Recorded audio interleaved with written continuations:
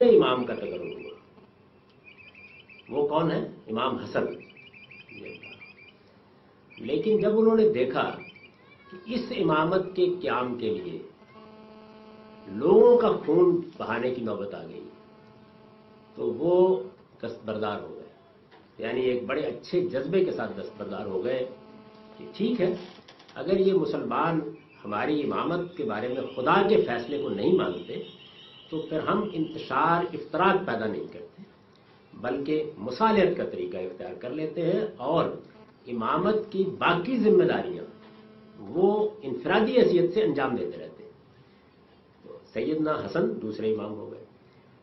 پھر سیدنا حسین نے امیر معاویہ رضی اللہ عنہ کے دنیا سے رخصت ہونے کے بعد اس معاہدے کی بنیاد پر جو حضرت حسن کے ساتھ ہوا تھا، وہ معاہدہ کیا تھا؟ وہ معاہدہ یہ تھا کہ حضرت حسن رضی اللہ عنہ نے یہ کہا تھا کہ اس وقت بہت سے لشکری میرے ساتھ ہیں، ان لوگوں کو اگر میں ایسے ہی گھر بھیج دوں گا تو یہ فساد برپا کریں گے، تو آپ یہ کیجئے کہ اتنی رقم دے دیجئے جس سے یہ اطمینان کے ساتھ واپس جا سکیں۔ تو امیر معاویہ رضی اللہ عنہ نے سادہ کاغذ بھیج دیا، جو انہوں نے لکھا وہ دے دیا گیا، امن قائم ہوا۔ وہ معاہدہ یہ تھا کہ اب امیر معاویہ رضی اللہ عنہ کے زمانے میں کوئی انتشار پیدا نہیں کیا جائے گا۔ تو سیدنا حسین رضی اللہ عنہ نے یہ کہا کہ اب چونکہ وہ دنیا سے رخصت ہو گئے، ان کے زمانے تک ہماری مصالحت تھی، اب آگے کے لیے یہ مصالحت نہیں ہے۔ چنانچہ انہوں نے اقدام کیا اور اس اقدام کے نتیجے میں بہت مظلومانہ طریقے سے ان کو شہید کر دیا گیا۔ تو تیسرے امام کے ساتھ اس مسلمان امت نے یہ رویہ اختیار کیا، یعنی اب ان کے زاویہ نظر سے داستان دیکھیے نا کیا بن رہی ہے۔ تیسرے امام کے اس میں سوال کر دیا تھا پہلے، یعنی وہ سارے معاملات کہ جانتے بھئی ہیں صلح حسن کیوں ہوئی تھی؟ جی ٹھیک ہے جی، تو وہ حضرت حسن کے کھاتے میں ڈال دیتے ہیں۔ میرے بھائی حضرت حسن نے اس لیے صلح کی تھی کہ حضرت معاویہ وہ کچھ کرتے جس کی بنیاد پہ قاتلین عثمان کا مسئلہ۔ تو ذرا یہ ہمیں ناسبی بتا دیں کہ حضرت معاویہ کے 20 سالہ دور میں کون سے تختہ دار پہ قاتلین عثمان چڑھائے گئے ہیں؟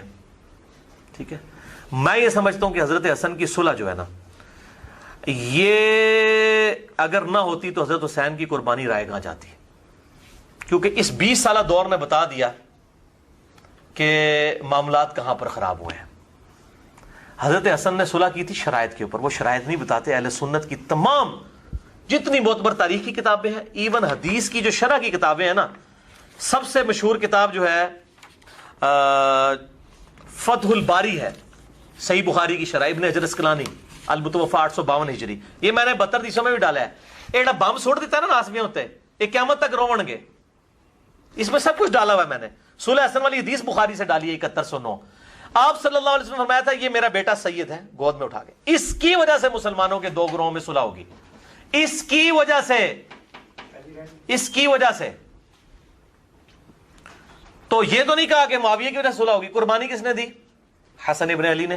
اس کی وجہ سے صلح، یہ قربانی کرے گا، اپنی مسند چھوڑ دے گا جس پہ امت نے چنا تھا۔ تو انہوں نے صلح کی، اس کے ساتھ شرائط 7109 نمبر حدیث بخاری فتح الباری میں اس کی آپ پڑھ لیں، وہ ساری شرائط تھیں۔ اور کئی شرائط ہیں، موٹی موٹی شرائط میں نے اس میں لکھی ہیں۔ الاستیاب ابن عبد البر کی کتاب میں موجود ہے، الاصابہ ابن حجر اسقلانی کی 8000 صحابہ کی جو اسد الغابہ کی انہوں نے شرح لکھی ہے الاصابہ، اس میں موجود ہے۔ البدایہ والنہایہ ابن کثیر میں موجود ہے، اور فتح الباری میں اسی حدیث 7109 کے تحت جس میں کہتے ہیں نہیں حسن نے پیسے لے کے صلح کی ہے، وہ الفاظ تو پڑھیں کہ انہوں نے کس طرح، انہوں نے پورے الفاظ اس میں کلیئر کیا، بھی ٹائم نہیں جس کو شوق ہو یہ پڑھے۔ پیسے لے کے صلح کی ہے، وہ تو انہوں نے ساری کے سارے معاملات کو پوائنٹ آؤٹ کیا ہے کہ اس وقت کیا ہو رہا تھا، کس طریقے سے گورنر جو ہے وہ خریدے جا رہے تھے۔ بہرحال یہ صلح کی شرائط سنیں۔ نمبر 1، حضرت معاویہ اللہ کی کتاب، رسول اللہ صلی اللہ علیہ وسلم کی سنت اور خلفائے راشدین کے طریقے کے مطابق نظام میں حکومت چلائیں گے۔ چلایا انہوں نے نظام حکومت؟ اللہ کی کتاب کے مطابق چلایا؟ صحیح مسلم میں پڑھ کے سنا دیتا ہوں، آپ تو یہ کریٹیکل حدیث ہے نا، لہٰذا میں مسلم سے سناتا ہوں کہ اللہ کی کتاب کے مطابق چلا ہے کہ نہیں۔ صحیح مسلم 4776۔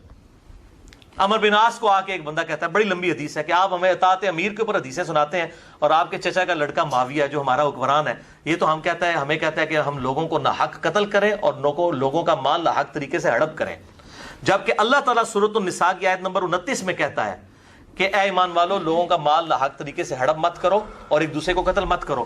اب بتائیے ہم اللہ کی مانیں یا معاویہ کی مانیں؟ یہ صحیح مسلم ہے سنابلی صاحب ہے, یہ جھوٹی تاریخ نہیں ہے حکمرانوں نے لکھوائی ہوئی. صلاح الدین یوسف صاحب کے لیے بھی ہے 4776 صحیح مسلم. تو عمر بن عاص نے بھی سر جھکا لیا, خاموش ہو گئے تھوڑی دیر کے لیے, پھر کہا جی معاویہ کی اطاعت کرو اللہ کی اطاعت کے اندر اندر, اور جس میں وہ اللہ کی اطاعت سے باہر ہو تم اس کی نافرمانی کرو. تو یہ پہلی شرط کا میں نے آپ کو انجام بتا دیا کہ جی کتاب اللہ اور سنت کے مطابق, کتاب اللہ کے مطابق عمل ہوا. اچھا جی, دوسرا اپنے بعد کسی کو جانشین مقرر نہیں کریں گے اور امت کو خلیفہ کے لیے انتخاب کو شورا پہ چھوڑیں گے.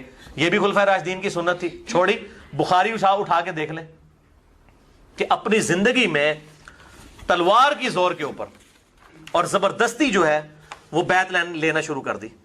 صحیح بخاری 4827 نمبر حدیث ہے. مروان بن حکم نے کہا کہ امیر المومنین معاویہ بن ابی سفیان کو اللہ تعالیٰ نے یہ بات سجھائی ہے امت کے وسیع تر مفاد میں, وہ چاہتے ہیں اپنے بعد اپنے بیٹے کو خلیفہ نامزد کر دیں.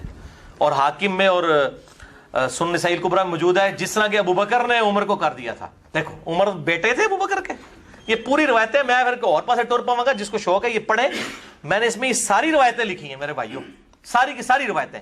تو یہ ان لوگوں نے دھوکہ دیا ہے اور یہ کوئی انہوں نے پھر شورا کے اوپر نہیں چھوڑا, زبردستی جو ہے وہ امت کے اوپر وہ سب کی ساری چیزیں جو ہیں وہ مسلط ہو گئیں. اس کے بعد سنیں تیسری شرط, سیدنا علی کی جماعت کے لوگ جو صلح کے بعد ہتھیار ڈال چکے ہیں. یہاں پہ بھی پیپلز پارٹی کی حکومت آتی ہے, مسلم لیگ کے لوگ فارغ, مسلم کی حکومت آئی پیپلز پارٹی کے لوگ فارغ.